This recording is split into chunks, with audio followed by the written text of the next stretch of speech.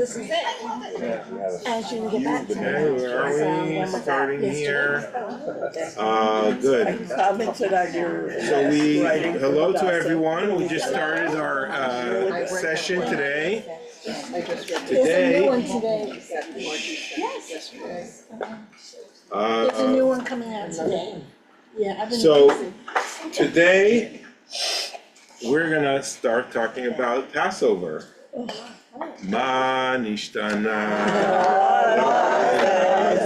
mikol haleilot, mikol haleilot. Okay, so Jews, a month before, once Purim is over, okay, We turn our attention. we turn our attention, and we also, become frantic and crazy, and something goes in the Jewish DNA with the anxiety of Passover around the corner. Yeah. In memory of Judy Sanders, many of you remember her. Her saying was, only Jewish women knows what it means to be slaves in Pharaoh's Egypt. Very nice. That's cute.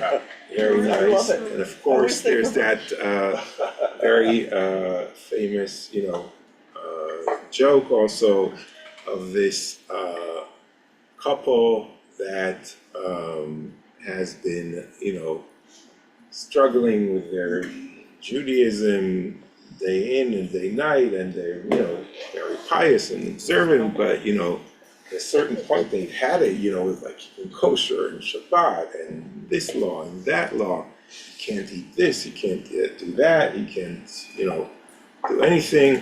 So the wife, tells, the husband, it's like, you gotta do something. You gotta find us another religion to belong to. So what? We can't leave our religion. It's forefathers and parents, we passed it on to our children.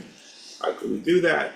So, year after year, and, I can't do this anymore. So finally he comes back one day, and he tells her, I found a wonderful religion, okay, we're gonna convert to it, so we don't have to worry about anything, and I set up the appointment with a priest, and it's gonna happen tomorrow, and she says, what are you, crazy? It's over, it's after Passover now. If you had done it before Passover, you would join, because, Passover is really the hard one in terms of preparation, in terms of getting ready. I just saw an advertisement about the spring cleaning, and I think it's something that sort of like the Jews brought to the world, because it's something, because spring cleaning is really something that what Jews do in order to prepare for Passover, and I think somehow it's probably got adopted by, the general society. So yes, Passover is definitely the more, my mother here writes, dirt is not chametz, right? Okay, so people say, Dirt is not. that's right. When we get to cleaning the house, so we'll talk about that, that dirt is not I chametz. brought them, help But yourself. that's a very good idea. So I want to talk, first of all, I want to tell you what's going to be in today's lesson, next week, and the following week, which is April 10th. Okay, so it's this week, April 3rd and April 10th that we're meeting. April 17th, we're not going to meet, okay? Because it's just a few days before Passover. Yeah, we gotta, the rabbi also needs to clean this house. It doesn't happen, magically. Although my daughter is coming from Israel, so I told her already, no vacation for you. We're gonna do a father-daughter bonding, and we're gonna clean the house together.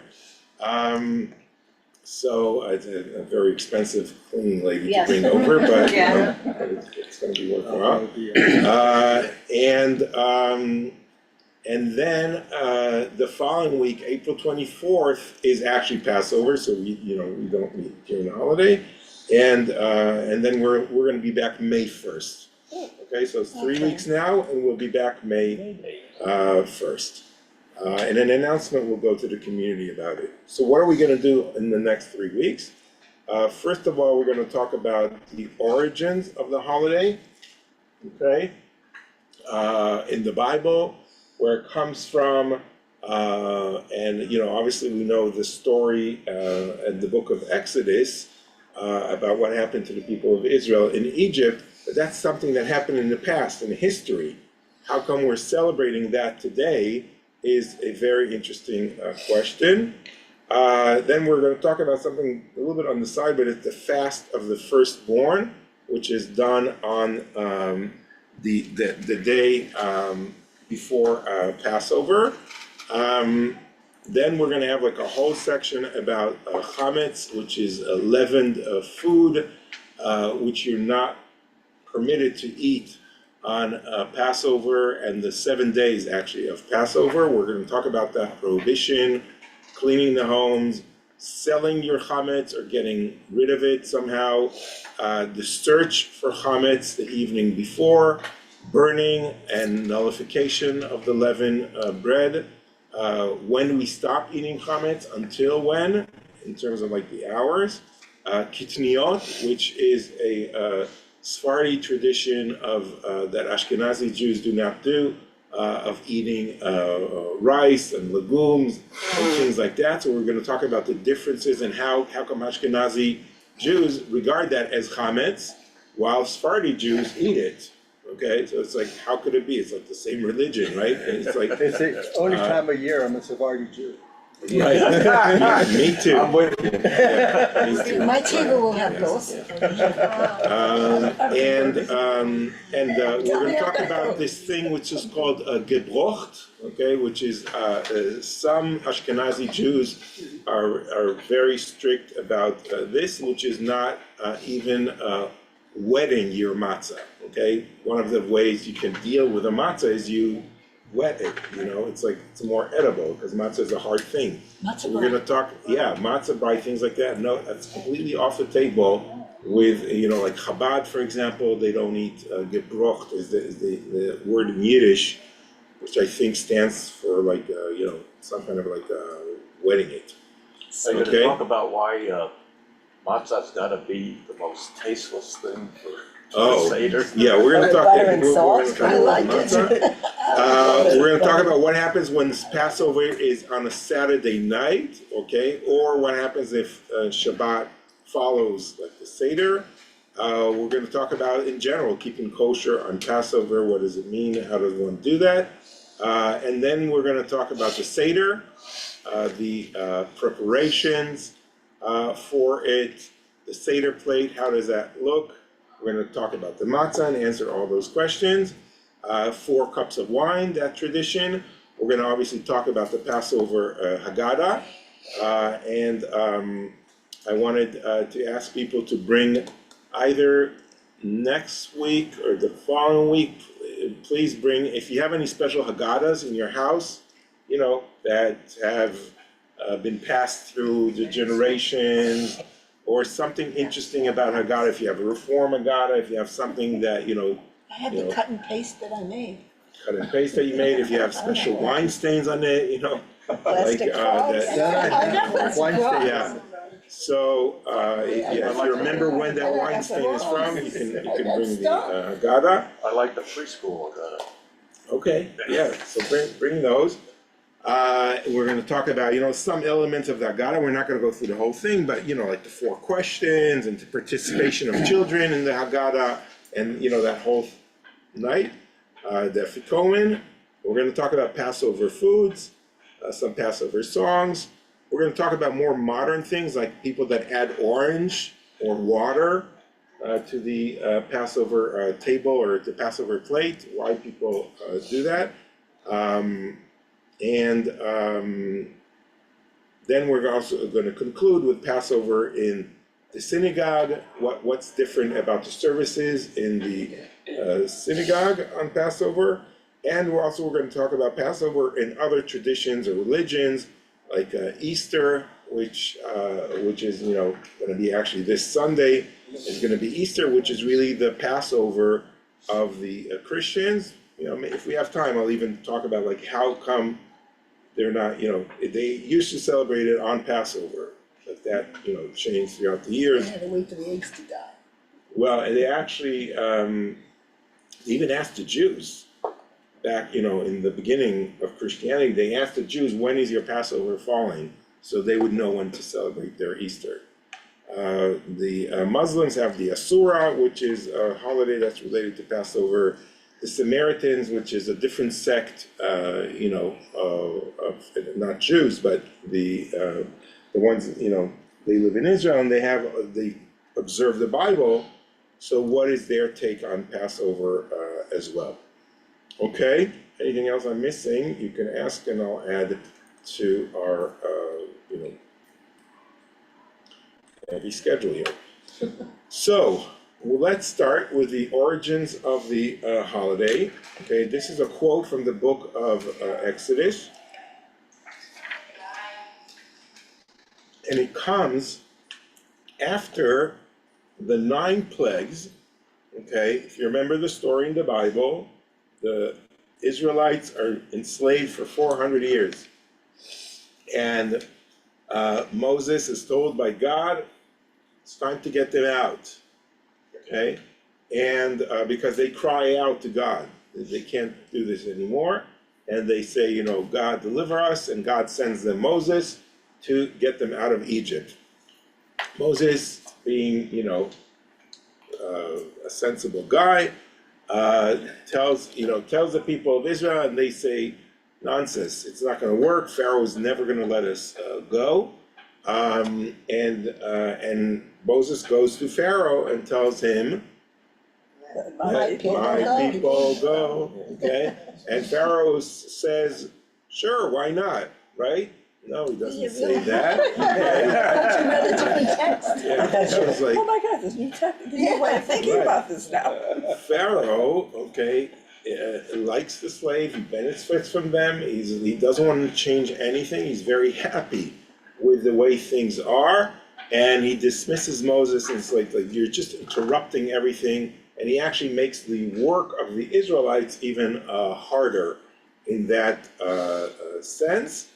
And it's very interesting, right, that this drama happened. It's not like Pharaoh's like, oh wow, they've been here 400 years slaves, it's really time for them to, they worked so hard, I'll let them go, maybe write them a nice paycheck or something like that.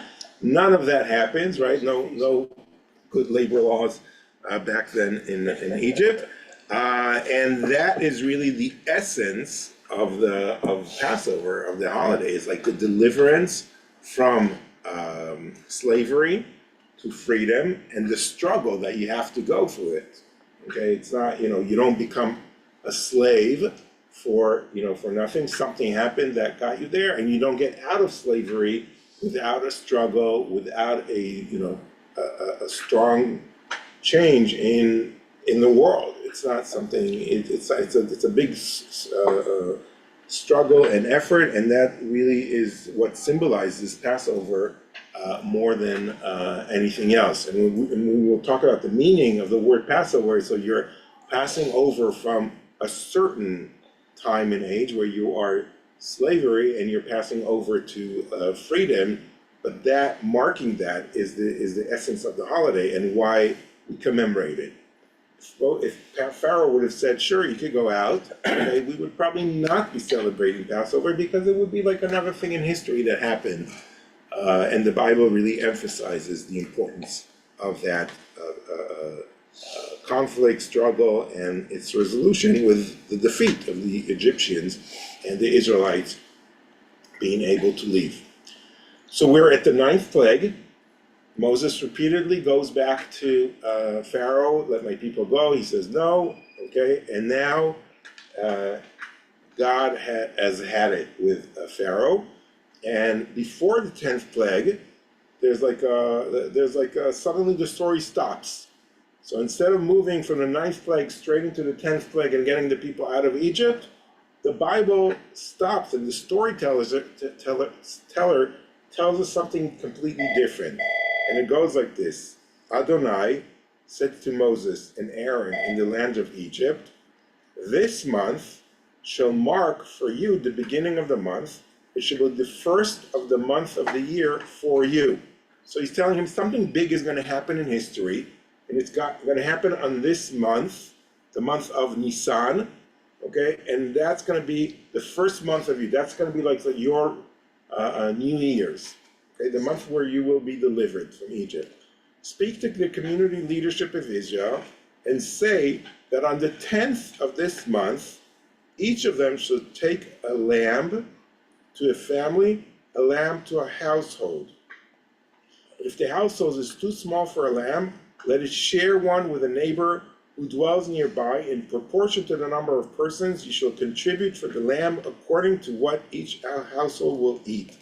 Your lamb shall be without blemish, a yearling male. You may take it from a sheep or from the goats.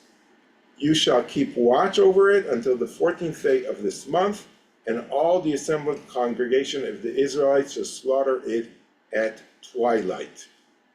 So what's going on here now? It's like, you want to take them out of Egypt, or you're taking a lamb? Like, how is that related? Okay, these are the preparations that are going to happen to the people of Israel as they go out, okay, from Egypt. They have to take a lamb, which, by the way, a lamb or a goat was very sacred to the Egyptians. Okay, so they had to take it, which is already a very brave act, and to watch it and prepare it for slaughtering, and to eat it as a community. The whole community, every household, maybe together with your neighbor, if your household is not big enough, okay, you get together and you celebrate it in your house. This mysterious ceremony where you slaughter the lamb, you cook it in a certain way, and you eat it. Okay, and this is the beginning of the redemption from Egypt. Okay, and then they say they shall take some of the blood of the lamb and put it on the 2 doorposts and the lintel of the houses in which they are to eat it. Okay, so what happens now? They mark the doors, okay, of the homes.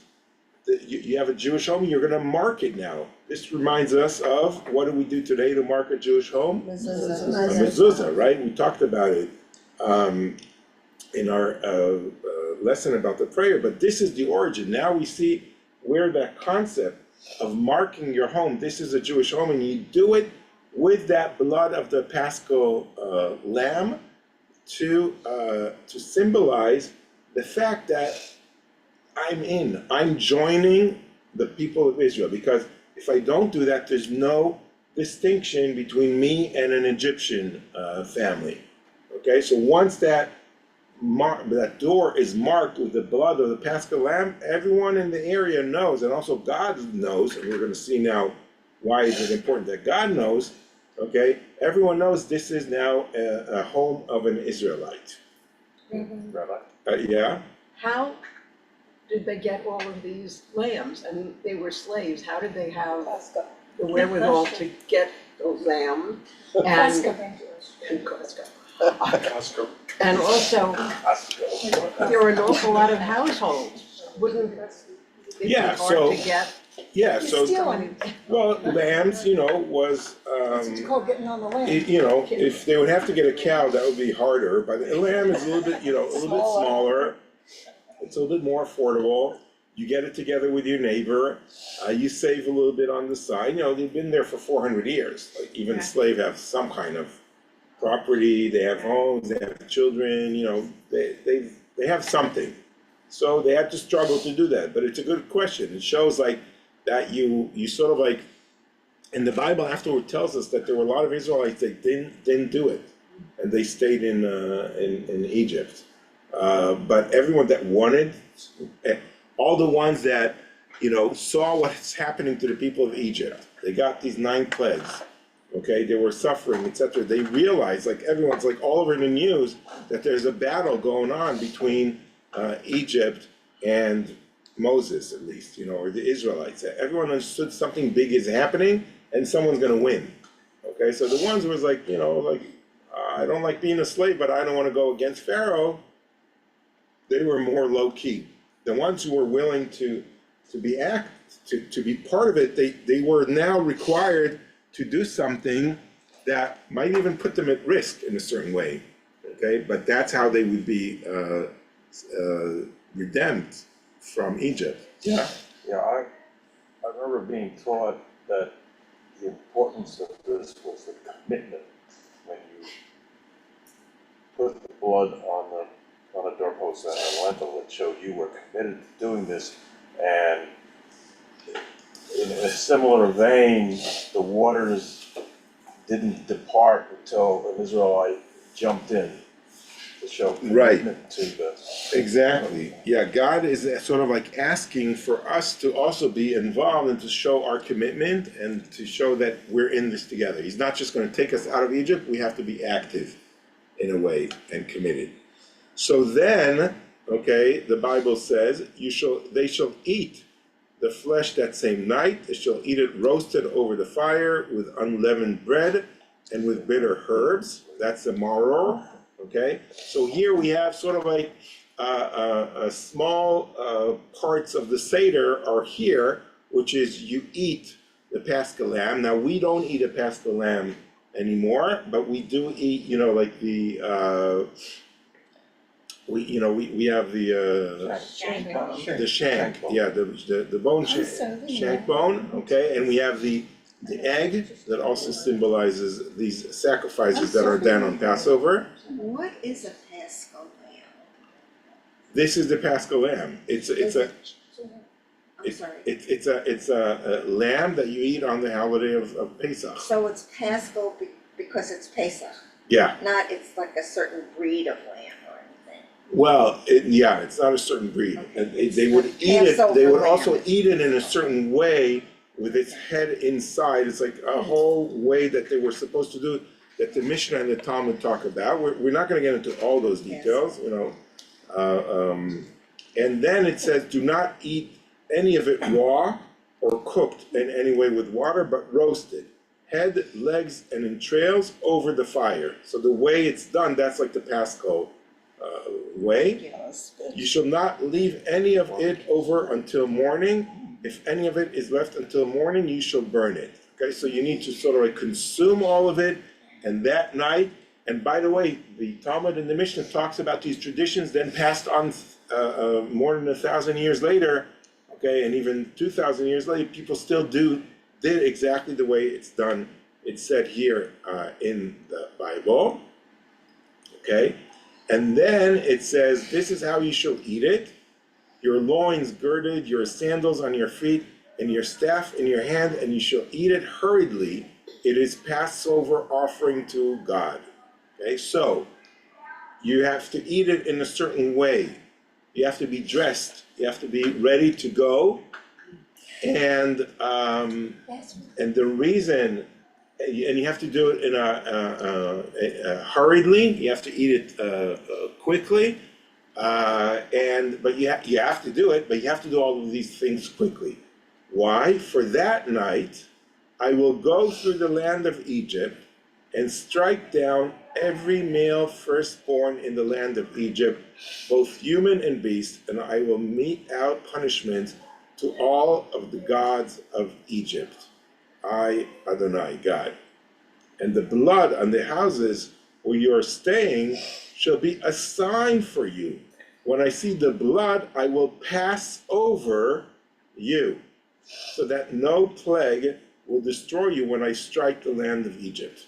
So now we come to the main reason of why this whole offering is. You put the blood, you put the blood on the houses.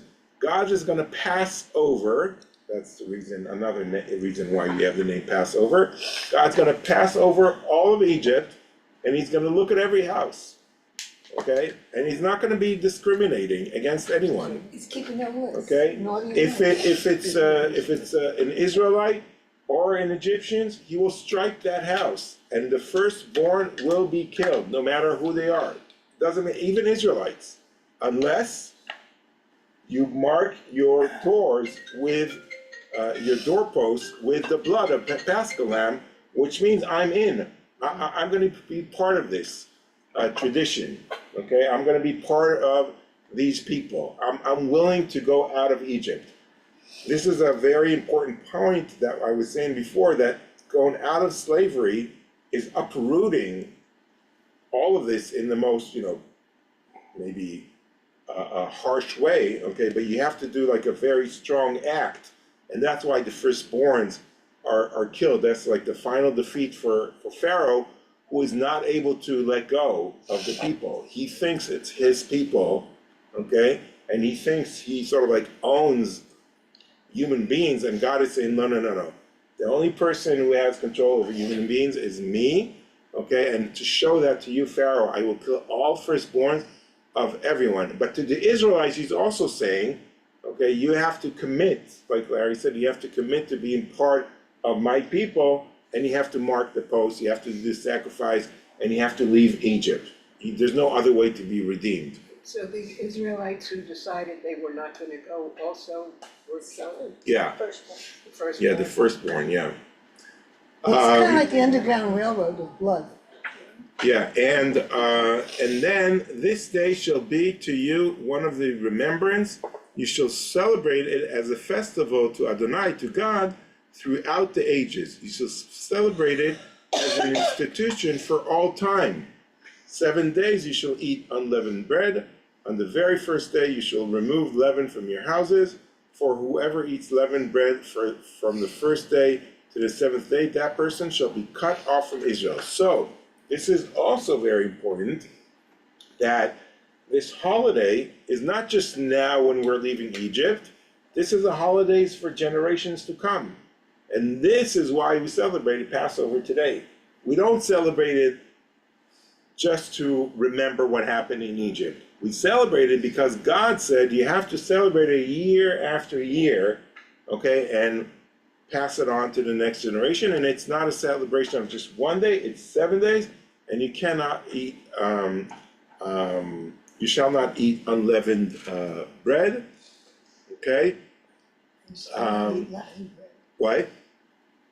You shall not eat 7 days you shall. leavened bread. Right, sorry, yeah, you Okay. cannot eat the leavened bread, the chametz, okay?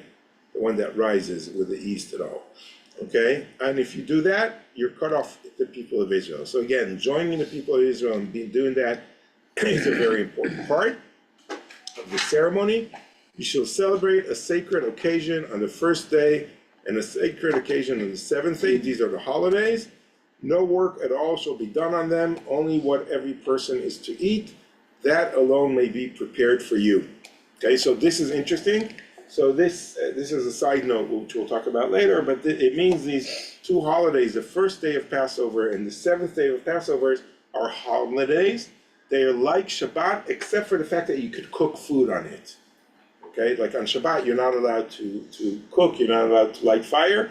On these holidays, you are, unless it falls on the Shabbat, and then we'll talk about, what happens then. And then it says, you shall observe the feast of unleavened bread, okay, the Chag HaMatzot, for on this very day I brought your ranks out of the land of Egypt. You shall observe this day throughout the ages as an institution for all time. Here again, this commandment to celebrate this holiday year after year. In the first month, from the 14th day of the month at evening, you shall eat unleavened bread until the 21st day of the month at evening. No leaven shall be found in your houses for 7 days. For whoever eats what is leavened, that person, whether stranger or a citizen of the country, shall be cut off from the community of Israel. So everyone around you, okay, including someone who lives in your home who's not Jewish, okay, they have to observe the Passover as well,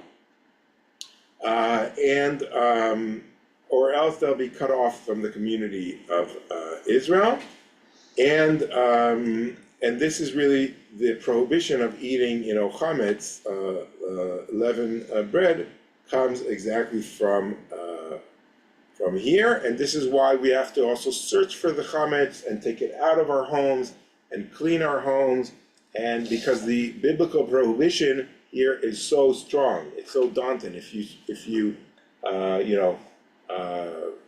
get next to chametz in a way that it's in your house, you are violating that law.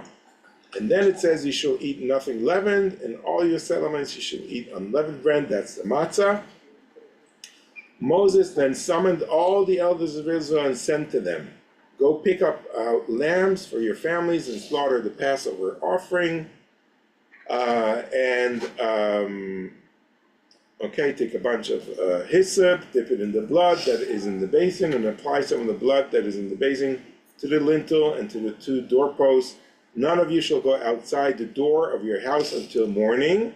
For Adonai, God, when going to smite the Egyptians, will see the blood on the lintel and the 2 doorposts, and Adonai will pass over the door and not let the destroyer enter and smite your home.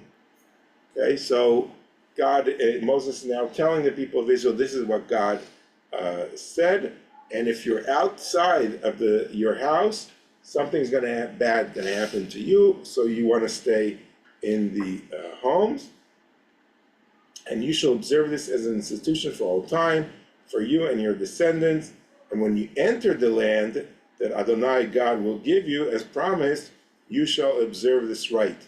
And when your children ask, what do you mean by this rite? Like, why are you doing this? Okay, because your children are going to see you doing, the blood and the Paschal lamb and sitting and eating matzah and, and all these things that we do on the Seder. Okay, they're going to ask, why are we doing this? You shall say, it is the Passover sacrifice to Adonai God, who passed over the house of the Israelites in Egypt when smiting the Egyptians, but saved our houses. Those assembled then bowed low in homage, and the Israelites went and did so, just as Adonai God has commanded Moses and Aaron, so they did. So now, after this break in the text between the 9th plague and the 10th plague, God actually, the story continues and tells us about the 10th plague and how the people of Israel got out of Egypt. But the essence of Passover, the holiday of Passover, comes from these passages that we just read. The Hebrew meaning of the word Passover, okay, so we saw it means like to skip over, right? God passing over the homes of the Israelites that marked them. It also means to save, okay, and it also means like the lamb, like the Paschal lamb is also called Pesach. Okay, so that's about the origins of the holiday. I looked actually, I didn't get it all. Yeah, I did. Thank you. Let's talk a minute about the fast of the firstborn, okay? Because we talked about, the 10th plague, which is, the first firstborns that were killed. So on the day preceding the first Passover Seder, or on the Thursday morning preceding the Seder, when the first Seder falls on Saturday night, let's say Shabbat, firstborn sons are commanded to celebrate the fast of the firstborn, which commemorates the salvation of the Hebrew firstborns. Okay, so according to Exodus 12:29 that we just read, God struck down all Egyptian firstborns while the Israelites were not affected. So that's why we're fasting. It's interesting though that we're sort of like also fasting because we are sad that firstborns of the Egyptians were killed, or of Israelites that did not mark their doorposts. Okay, it's not something desirable that the people of Israel asked for. It was sort of like the only way God sought to get them out of Egypt. So the fast is really, also to remember that harsh punishment that the Egyptians received. Because if you remember the other 9 plagues, no one was killed in them. okay? The Egyptians suffered a lot, and Pharaoh suffered a lot, but no one was killed by the first 9 plagues.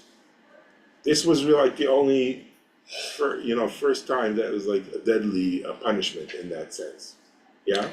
Is the fast like a Yom Kippur fast from sundown to sundown, or just the day? Yeah, it's just the day. It's like from when the sun's out until the day, and it's only a firstborn. It's not a daughter's. Okay, women don't have to do that fast unless they're feminist and they want to be like the firstborn man. And if you're a Levite or a priest, you don't fast as well.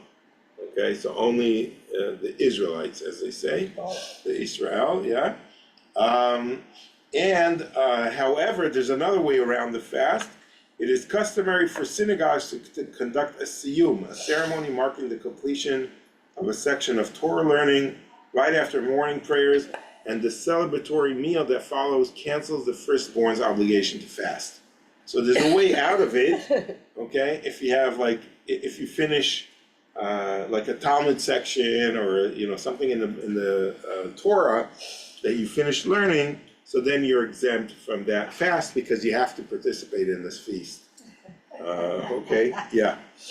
Over the course of the 10 plagues, what was the timeline from the first plague to the last plague? That's a good question. I don't know. I studied it once and researched it a little bit, and it appeared to me, based on what I read, it was about 3 months. Yeah, Kind of makes sense.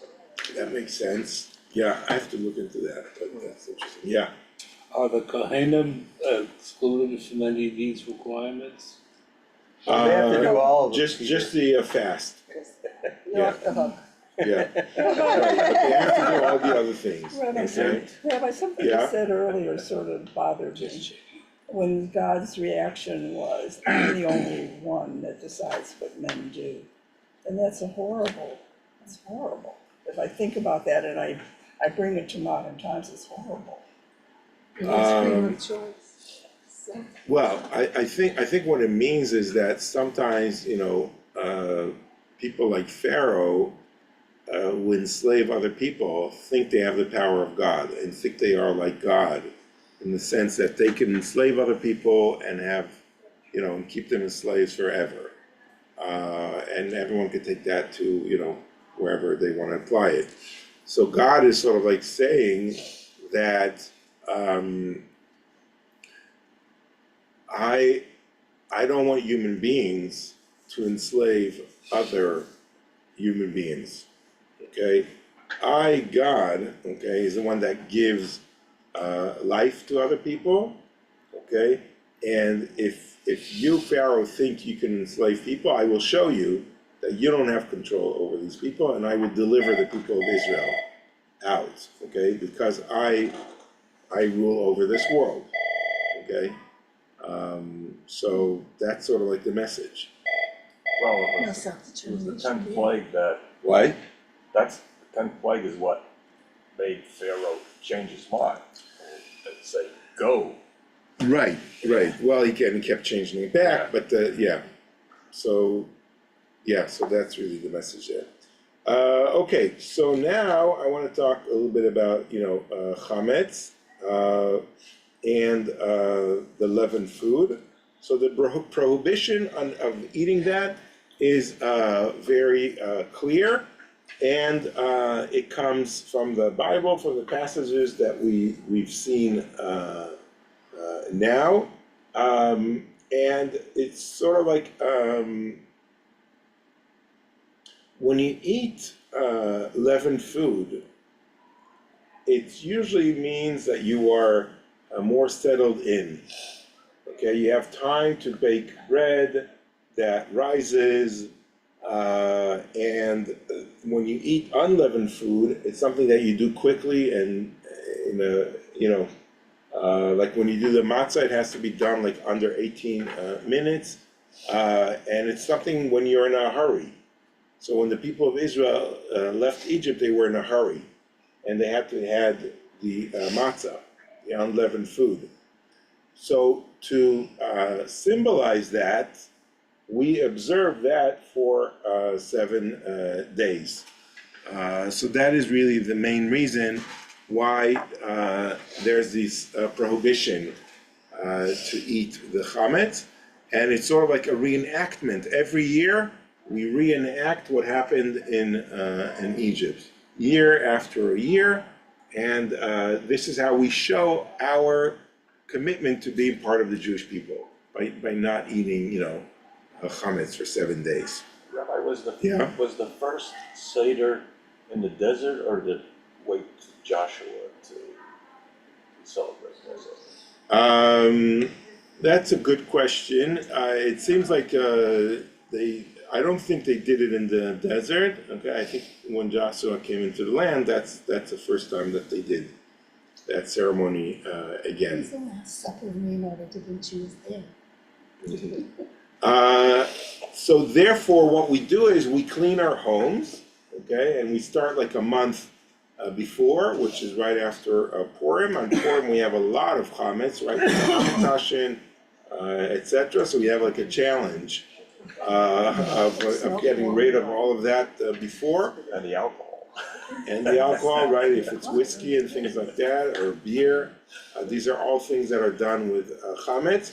So you start cleaning the house slowly. You have a month to go, and you have to remember that dirt is not chametz, but you still have to go very thoroughly throughout your kitchen, clean every cabinet, make sure there's no breadcrumbs inside. You clean the oven, you clean the refrigerator, you take everything out, you wipe it. It's like you go every day. You have like a different project of what you do, and some people really go crazy, and it's like a spring cleaning, and they redo the whole house, redo a whole kitchen. There are a lot. I've seen in a few Orthodox homes. I don't know if anyone's seen this. People have like a Passover kitchen. Yes. Yeah. Everyone seen that? Oh, yeah, it's in our family. Yeah, you had that? They had it in the basement, What? Where was it? in the basement. In the basement. Okay. Yeah. So it's like you have a whole operating kitchen ready for that week. Have you ever seen that? Oh, I have a friend that had that. She Yeah. had He it just right, moved downstairs. she had it not on the first floor in Arizona, then on basement. Yeah. She took an area that they never used during the year for food, they made a Saturday table. Yeah. Set off to the side that was only used for Passover, and a sink there that was only used for Passover. Wow. Yeah.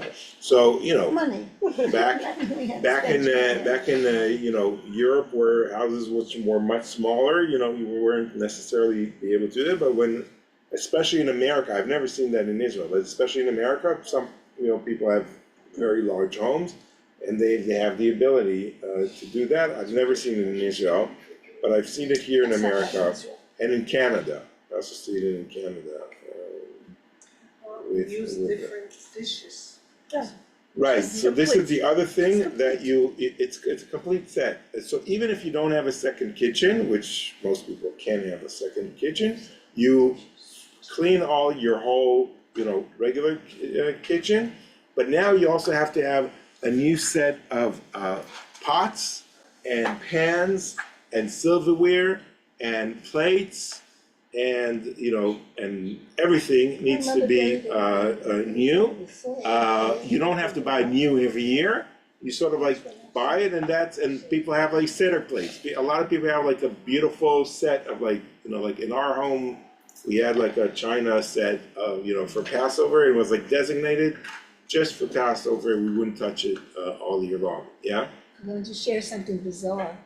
My mother buried all the Passover regalia in the yard and pulled it up every Passover. So it was cleaned by the dirt every year. And they brought it in the house and cleaned it. And that was the Passover. Yeah, so that's not bizarre, That's bizarre. well, it's bizarre, but it's not bizarre, that's a Jewish custom, it's sort of like, the dirt is considered, like a good cleaning method, Yeah. that's how It's they like used spitting to, on a baby, yeah, okay. when they didn't have soap, detergent soap, like that goes down, that green stuff that you wash, your dishes so nicely, they used to use dirt. They have Okay. lye though, Why? they have lye. But you can touch it. So putting things like Sand in used the to dirt, right, sand, things like that, that's were considered like cleaning Before Sand parts, is good. way before dishwashers. So it's interesting she was still doing it because, And we had I'm sure- dishwasher, and we had. Yeah, you had running water in the Yeah, house, we were fairly modern, we Yeah. had toilets inside, you Yeah, know? okay, yeah, but still, cause some And a hitching post. customs are there, you can't, you can't change them, right? So you go through this whole process of having like a parallel set of everything. And you usually put in your basement, everything, and then really, you would really, go through, you would go through this whole process. All my dishes. And it's lengthy and it takes time. The next thing you would do is you would sell your chametz or get rid of it, okay? You're not allowed to have chametz in your home. However, okay, what happens if, I went to Costco, a few weeks before Passover and they had this amazing sale on pasta. It's kosher, okay? But it's pasta, it's leavened, I can't eat it, right? So do I have to get rid of it? Do I have to take it out of my house completely? Okay, it's gonna cause me to lose money in that sense. If it's like, now let's think about, more serious way. What if it's a factory, okay? That it's a bread factory and they have tons of flour and it's a Jewish factory. What are they gonna do with their flour? They're gonna throw it all away, okay? If they keep it throughout Passover, okay, they're gonna be violating the biblical commandment not to have any chametz, okay? If they're gonna get rid of it, they're gonna lose a lot of money. So what does the Jewish mind come up with? Selling the chametz, okay? We would find someone not Jewish in our community, okay? Not in the synagogue, but like, let's say a friend of ours or something like that, and we would sell them our chametz, okay? But we would find someone who's smart, okay? We would find someone who knows that the selling is happening just for that week of Passover, okay? So we write a whole deed and we say, it's yours, okay? You can do with it whatever you want, okay? I'm just not handing it over to you physically, it's gonna be in my house. Feel free to come whenever, you want, okay, because it's yours. But after 7 days, that expires and it goes back to me. Isn't that a little bit of cheating? Well, it's a transaction, It's like love, Is that spelled out? You do for me, I do for you. Is that spelled out in the Mishnah? That's not in the Bible, that's in the Mishnah, okay? That trick sort of like comes from that, Jewish necessity, like if I get rid of all my chametz, I'm gonna lose a lot of, my finance is, it's not good because, again, if you think about a factory, if you think about, a household, especially back those days, okay, so today a pasta is like $3-4, okay, but in the old days when these things were much, more expensive and people did not have money, okay? So every little thing of that would be very meaningful. So there are different rules about what you could sell. If you have an open box of crackers or bread, you can't sell that and just play around, okay? That you have to really, give away and get rid of. A lot of people give it to the poor actually, so it's a very nice tradition. I've seen that in Israel. People collect all their pasta and, and cookies and hamintashins and a lot of things like that, okay? And they give it to poor people. However, they can't give it to Jewish, No. right? Because you're giving them chametz, okay? So they give it You need to, Arabs. so they give it This to is a when you Nazir. need the Arabs. Can you give it? Yeah, you give it to Arabs, that's what they do Yeah, in that's what you Israel. do. Can you give it to the Sephardi? Give it to my. No, Oh, not if I it's keep it in the chametz. house. No, I 'cause could they don't care eat less. chametz, they eat, you know, They that's eat something. rice. Yeah, they eat rice, rice is not Well, chametz. my mother was. Okay, so it became a very nice custom that you give it to, you know, your not Jewish neighbors. In Israel, it's to the Arabs, or sometimes now it's to the, you know, the refugees that came from different countries, Eritrea, or like there are different communities in Tel Aviv, that people bring this to them. But some rabbis don't like that trick at all, and they go against it, and they say, no, you can't do it, you have to get rid of your chametz completely. So there is a big debate in Jewish authorities, what's the right way of doing it.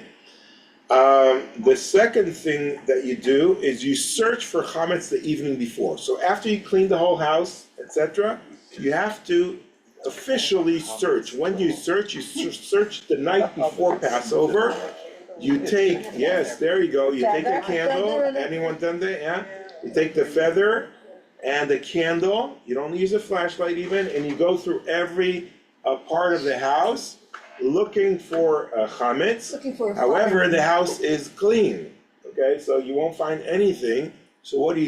You take 10 pieces of bread, you wrap them up carefully in a plastic bag or in tin foil, because if you would spread those crumbs, okay, the lady of the house would kill you, okay, after cleaning the house for a whole month. Okay, so you put them very carefully in 10 different spots of the house, and you go with your children, because you want to educate your children, and you're sort of like, oh, I found this, I found that, so we would play that with our kids. That we put it like under their pillow. It's like, oh, you didn't clean it. It's like, look, you're hiding chametz. It's like a whole funny thing that I did growing up and did with my children as well. So that's done the night before.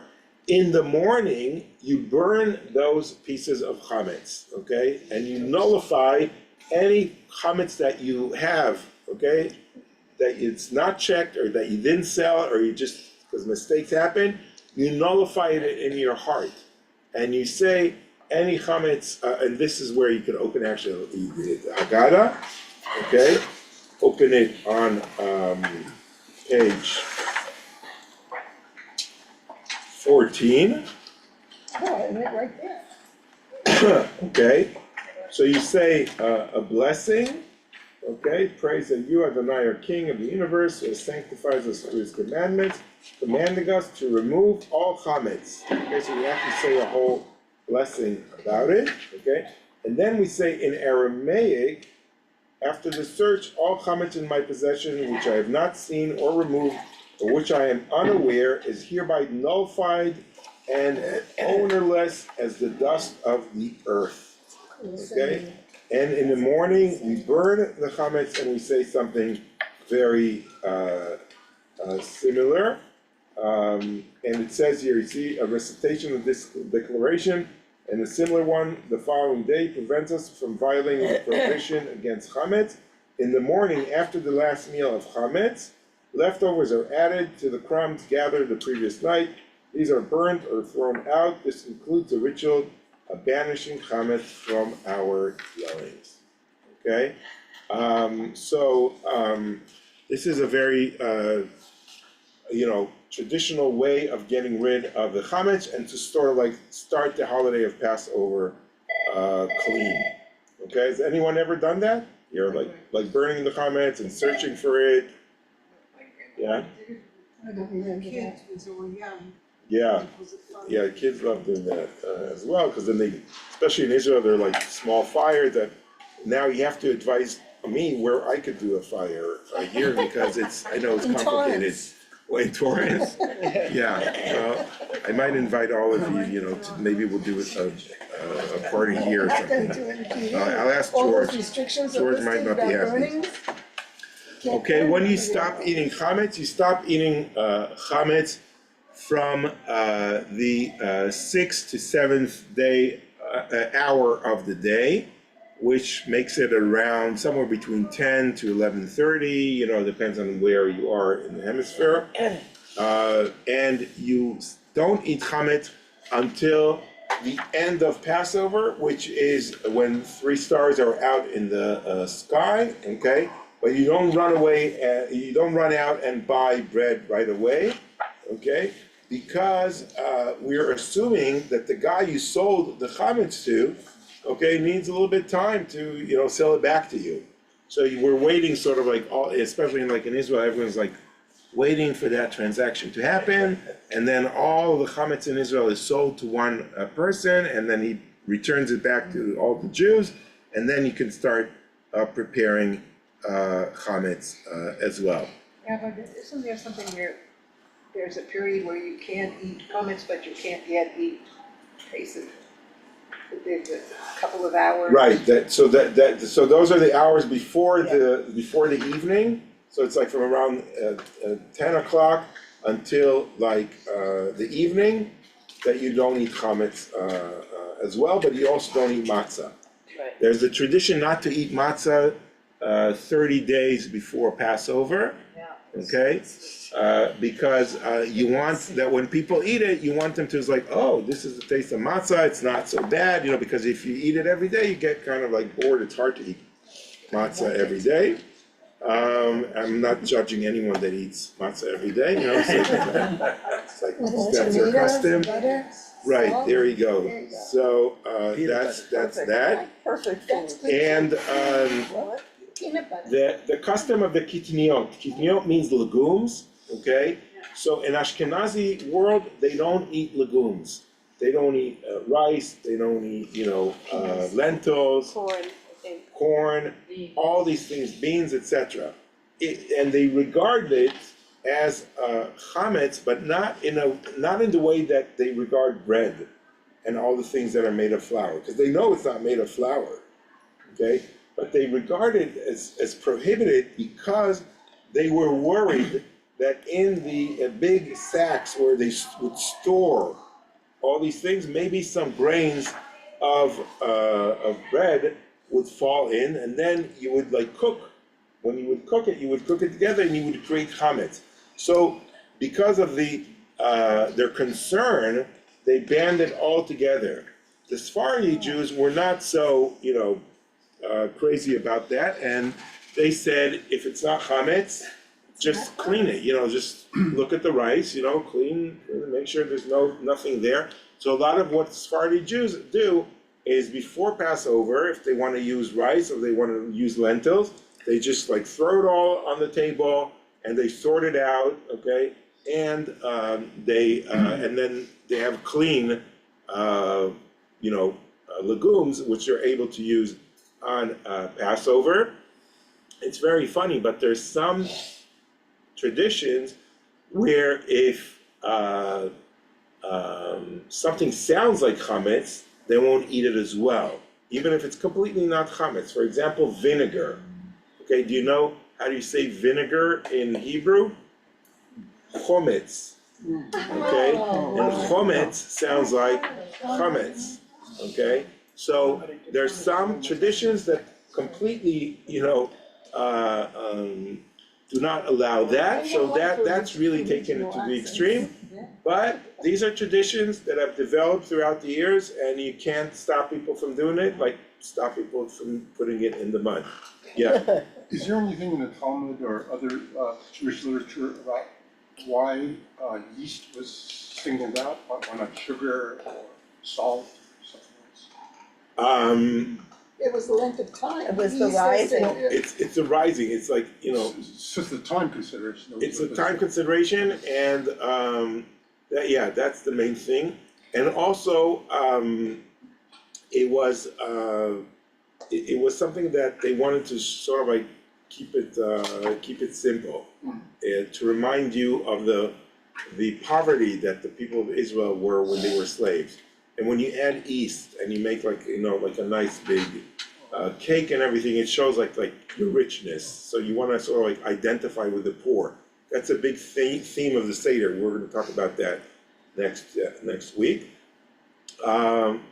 And gebrocht, as I said, is this tradition of not adding any liquid to your matzah. So matzah pie is off the table, matzah balls is my off the God. table. So there are a lot of things Oh my that, God. you know, like Chabad don't eat these things at all. They're very, very strict about it because they are worried that you are sort of like cooking it, and then that will create chametz.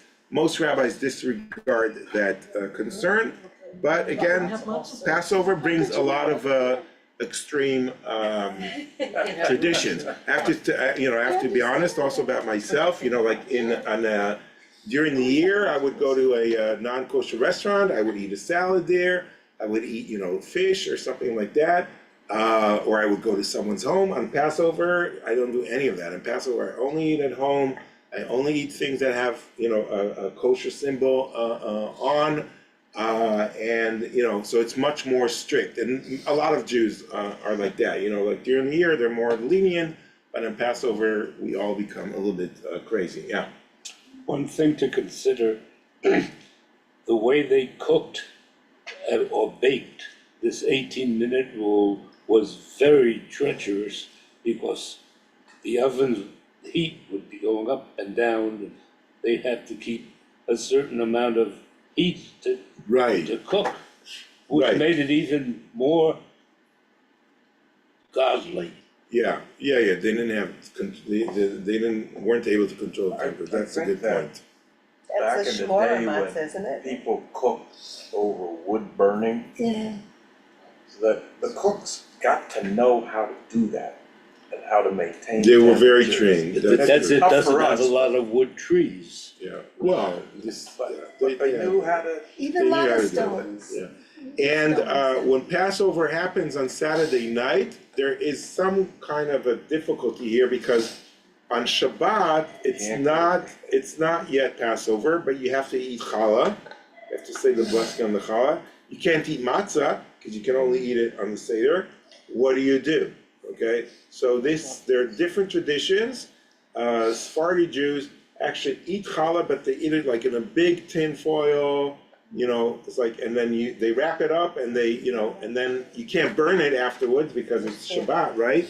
So they sort of like throw it off, you know, in the pond or in the ocean or even down the toilet if you don't have one next to you.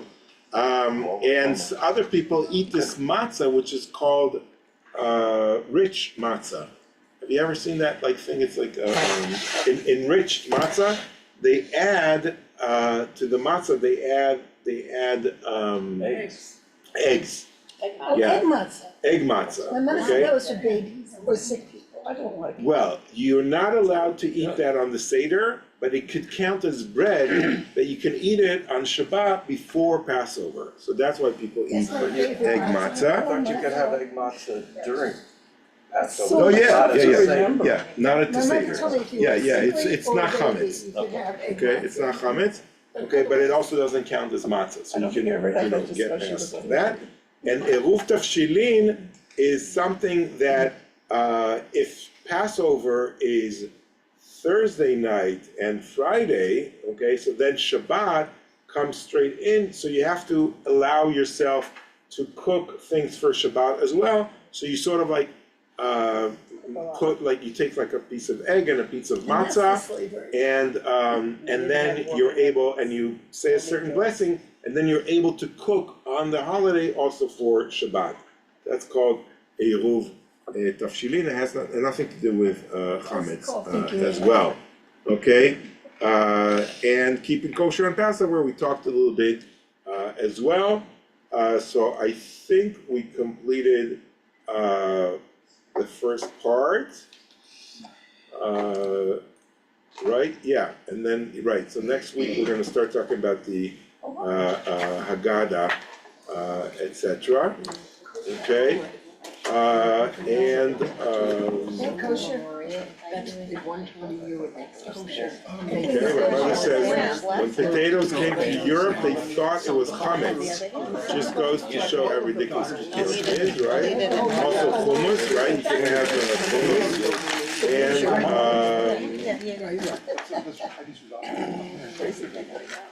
right, there's no Seder in the Bible. If I said there's a Seder in the Bible, that's not what I meant. I said there are parts of the Seder that we do in our Seder today that are in the Bible, but what wasn't called Seder. We will talk about that when we get to the Seder. Okay, yes. Did you say that Passover, the month of Passover is the new year, that's when the year starts?